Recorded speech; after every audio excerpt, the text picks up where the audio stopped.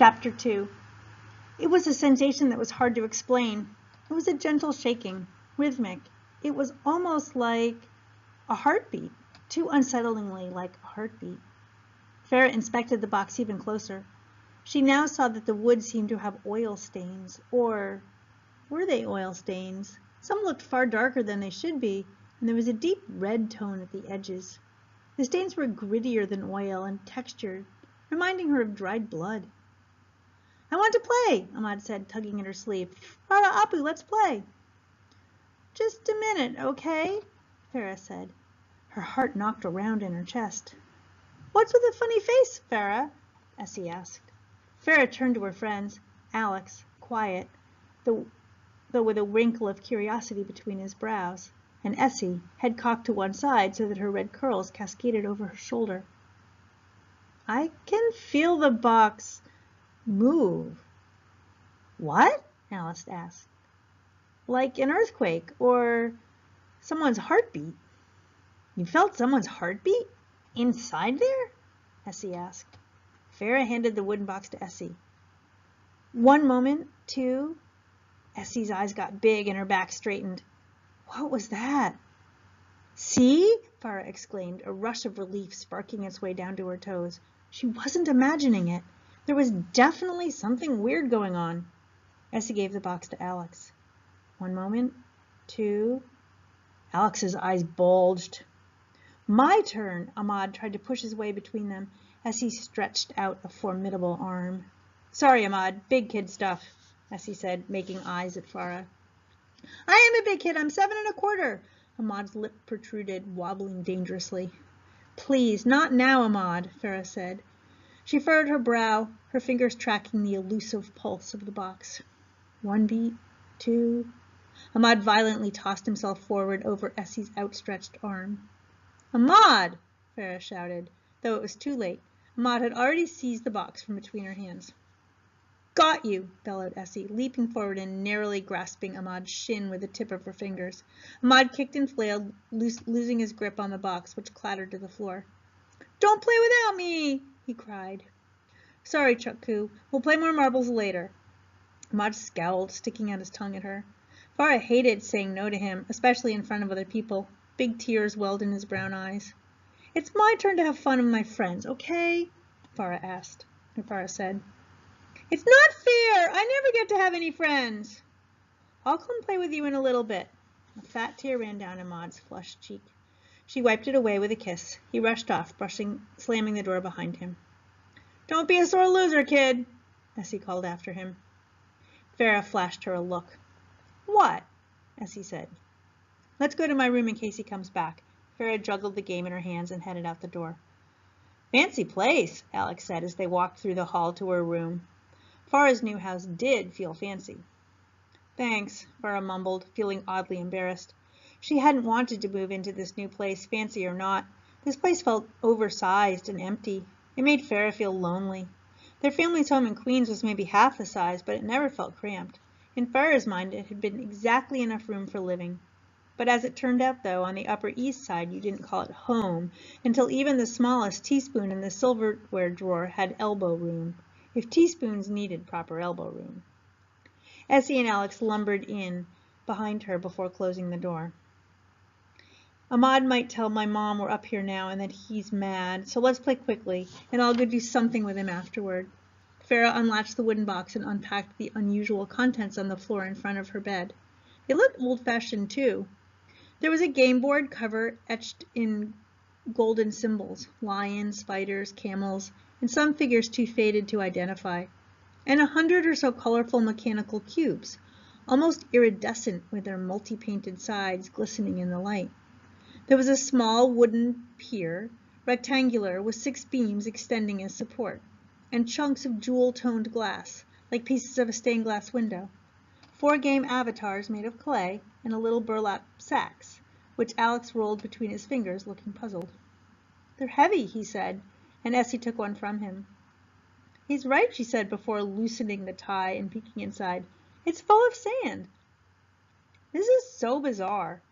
Alex toyed with the rest of the blank-faced clay game avatars, about the size of a chess piece. "Why didn't they give them real faces?" I don't know, Farah said. I've never seen anything like it. And feel the piece of glass. So smooth and strange, Essie added. Farah unclasped a wooden slate from the game board and held it up so her friends could read it over her shoulder. The letters were made of the same gold etchings as the drawings on the board. These letters seemed to shimmer more. It seemed the letters were rearranging and reshaping themselves. The text became clear, and Farah read the instructions out loud. To play, place all game pieces in the center of the board. Pile sand at each corner. Say, "We are ready for the gauntlet." When the game commences, rules will be revealed. The unseen will be seen. Unseen. Farah frowned and turned the slate over. The other side was blank. Well, that didn't tell us anything, Alex complained. How do you play? I'm not sure, Farah admitted. Essie had already started piling up the game pieces in the center of the board. Let's see what happens after we do what it said. Farah felt a nagging sensation creep under her skin, a signal that something was wrong. Superstition was as much a part of Farah's bloodline as plasma and platelets. As a kid, Farah had sat rapt at different aunties' knees as they wove horrifying stories of the Ghaib or unseen, particularly jinn. These weren't the sweet wish-granting genies that Disney had turned them into. These jinn ranged from mischievous to vengeful. Once, a woman walking home with a heavy package tripped over a jinn who had sprawled unseen across the path, accidentally breaking one of its toes. In return, it had been made sure to break every one of hers. A neighbor's brother had made friends with the jinn without knowing its true nature. Soon, it hadn't wanted to leave him alone, and it had become so consumed by jealousy when the man planned to marry his childhood sweetheart that it had nearly beaten the both of them to death. Farah shivered, a feeling coiled at the bottom of her spine, flicking a finger up and down the knobs of her vertebrae. Be careful. I think we should stop here, Farah said, shoving the game board away from her. Essie and Alex turned to her. Really? Essie said. We haven't even finished setting it up yet. Alex was still inspecting the game board. The instructions don't make sense, he admitted, but why not try it? I don't think I've ever played a game this old, said Essie. Now she was in full-on convincing mode, a tone Farah was used to using on Ahmad. But it can't be ancient, Alex said. The instructions were written in modern English. I don't know. Farah fumbled for words. I have a feeling, she said. Essie reached out and laid a palm on her arm. Hey, she said, surprisingly gentle for, well, Essie. It could be fun. Better than being downstairs. I know. Looking at the game, she knew it would be irresistible to her friends. Alex, who loved history, would want to figure it out, and Essie, who loved any and all kinds of impulsive adventure, couldn't stop seeing what might happen next. If they played, Farah was certain they wouldn't be bored. And isn't that what Farah wanted too? Come on, Farah. Don't you want to see if anything happens? Farah scuffed her foot against the carpet. With Essie's bright gaze on her and Alex humming under his breath as he fiddled with one of the cubes, her fear felt silly, babyish. She gave a sigh, tossed back her shoulders, and nodded. Okay, but if anything strange happens, we box it up, and it goes back to my aunt. Yes, Alex beamed. Totally, Essie said, giving Farah's arm a final squeeze before she reached for the pouches of sand. All right, here we go. They finished the setup as instructed, piling the cubes, glass, and pier on the board, and put the sand in each of the four corners. As they leaned back to survey their work, Farah wasn't entirely sure if she was relieved or disappointed. It was simply a big mess. Okay, guys, Farah said, nothing's happening. We forgot to say the phrase. Essie grabbed the wooden slate and said, We are ready for the gauntlet. The board moved. Not the gentle vibration of earlier. This was a violent shake. Essie dropped the wooden slate. Alex scrambled away. What's going on? The girl slid backward, joining him in a huddled mass of speechless awe as the game board thickened into the base like a tree stump. A gust of air yanked at Farah's scarf, blew back Essie's bangs, and lifted the sand into a circular storm. Through half-squinted eyes, Farah watched in disbelief as the cubes and glass fused together into a honeycomb shape that resembled one of the Moroccan lamps Baba had brought back from Marrakesh. The honeycomb sparked to life, glowing as if a candle were nestled inside. Chapter 3. The wind died down, settling into a desert around the game and leaving 2 frizzy-haired kids and one with hairpins sticking in every which way out of her previously neat hijab. What just happened? Farah finally spoke. Her own voice sounded weak and foreign in her ears. She half expected her mother to come running into the room. There was no way that shaking and trembling hadn't reached the guests downstairs. Farah had even thought she'd heard her bedroom door open amid all the noise of the spontaneous sandstorm, but it was shut when she checked just now. Then Alex gave a sudden cry and scrambled forward. "Alex, don't touch anything else," Essie said. But Alex had already darted forward, grabbed up 3 of the small avatars, and settled back next to the girls. "I can't believe it," he whispered. The avatars had grown into action figure-sized statues. They were no longer the faceless clumps they had been moments earlier. They were perfect replicas of Farah, Alex, and Essie. The tiny Alex was complete with thick curls, a suggestion of warm brown skin, and a pair of glasses on the small, nearly unnoticeable nose. Essie's avatar had her signature red hair and stood with her legs wide apart, arms across her chest, ready to take on an invisible bully. Farah took her avatar gently out of Alex's palm and held it up to the light. It had a rather confused look on its face, and even a miniature scarf that wrapped around its head and drifted down over its shoulders. "This has to be a hologram or something, right?" Farah was the sensible one, the don't cross the street without the walk sign one. There had to be a logical explanation for all of this. "It's solid," Alex said, tracing the outlines of his own doll in doll form, its own face in doll form. "It's not a hologram." Farah picked up the game piece that remained in the box, curious. Her suspicions were confirmed. It was blank, generic, not anyone they knew. Then she looked back at the one that had magically transformed into her. Essie cleared her throat and shoved her bangs back from her eyes. She took both game pieces from Farah's other hand, peering at them curiously. Then she grinned. "Of course. This is the coolest board game I've ever seen in my life." "Do you think," Farah started, "I mean, shouldn't we," she wanted to say, "shouldn't we be scared?" Because Farah definitely was. There was a giant lantern in the bedroom, with an entire world within it. She'd seen a game magically grow 10 times its size. She was holding a tiny doll that resembled her. She, again, found herself tongue-tied around her closest friends. Alex fumbled with his glasses. "I mean, that was weird. It was also cool. It's definitely not the same old plastic tokens or paper cards routine.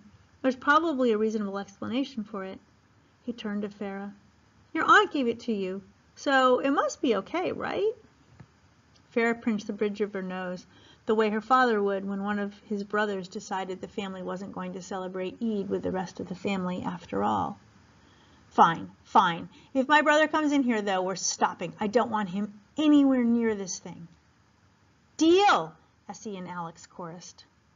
They crept slowly toward the glowing, lantern-like structure. Alex gazed through one of the glass windows. "Look, there's palaces inside. There's also a funicular rail." "A what?" Farah said, hitching an eyebrow up at him. "I rode one last summer when I went to Switzerland," he said. "Come to see."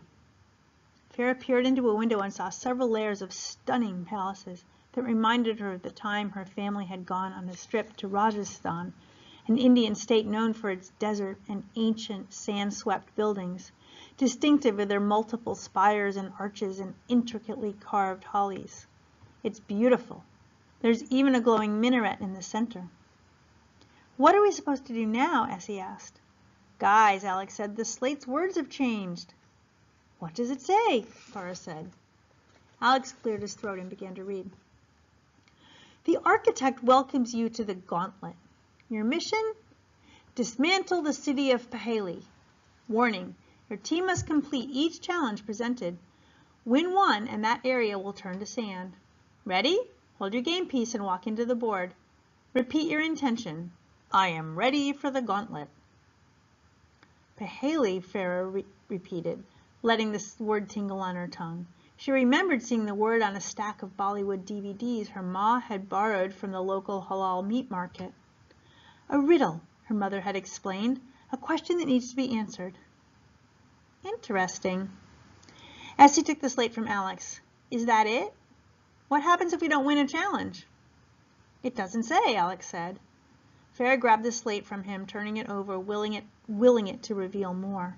Her confusion was interrupted by the sound of something approaching from beside her dresser, or rather, skittering at a small, fast pace on very small, very eager feet.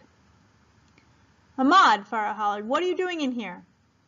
I am ready for the gauntlet, Ahmad screamed. He lunged forward, and now his hands were on the black avatar, the blank avatar, the one that had been blank. Farah could see it transforming as he held it. Ahmad, no! She tried to say calmly, her stomach sinking. She wanted to yell, but knew that she would only alarm him, make him act out even more. Farah started toward him, but he dodged her, running past. I am ready for the gauntlet, he yelled again, laughing as he ran straight onto the board. 1 foot forward, one moment in which he was there, then a second later, he was gone. The minaret inside the Lantern City flared like a sparkler, and a boom echoed through the room.